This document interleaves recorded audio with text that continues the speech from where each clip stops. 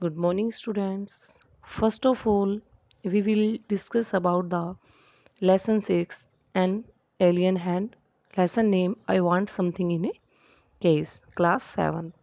Question 4th. Describe the stranger who came to the pet shop. What did he want? भाई उस अजनबी का वर्णन करना है जो उस पेट शॉप पर आया था और व्हाट डिड ही वांट और वह क्या चाहता था and the answer is the man was wearing shiny shoes and a cheap suit जो व्यक्ति था वो क्या पहने हुए था एक तो चमकदार शूज चमकदार जूते एंड ए चीप सूट और एक सस्ता सा सूट चीप क्या होता है सस्ता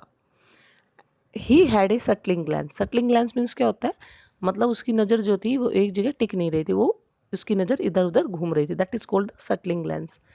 उसकी जो नज़रें थी वो एक जगह निरंतर नहीं टिक रही थी he had close cropped hair close cropped मतलब घने बाल तो he had close cropped hair उसके जो बाल घने उगे हुए थे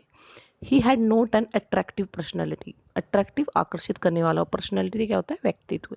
उसका जो व्यक्तित्व था वो आकर्षित करने वाला नहीं था he wanted something in A case with wings that could fly वह अपने पिंजरे में he wanted something in A case ऐसी चीज चाहता था विद विंग्स कुछ पंखों वाली दैट कुड फ्लाई जो कि उड़ सके and the question fifth first part the man insisted on buying the doves because he was fond of birds do you agree एक आदमी जो फाख्ती खरीदने के लिए वह जिद कर क्योंकि रहा था क्योंकि वह पक्षियों का शौकीन था या डू यू एग्री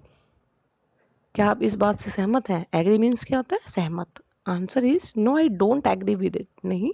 मैं इस बात से सहमत नहीं हूँ एग्री नहीं हूँ the man was not fond of words fond मतलब शौकीन जो वह व्यक्ति था वो पक्षियों का शौकीन नहीं था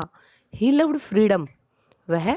आज़ादी से प्यार करता था he insisted on buying doves insist मतलब किसी बात पर जोर देना उन्होंने उस फाख्ते को खरीदने के लिए जोर दे रखा था सो दैट मीन्स ताकि he could grant them freedom for ever ताकि वह उन्हें हमेशा के लिए आज़ादी प्रदान कर सके question fifth second part how had he earn the $5 he had उसने जो $5 थे वो कैसे कमाए थे and the answer is the man had lived in prison for 10 years जो व्यक्ति था वो प्रिजन प्रिजन मीन्स क्या होता है जेल जेल में कितने साल रहा था 10 years 10 साल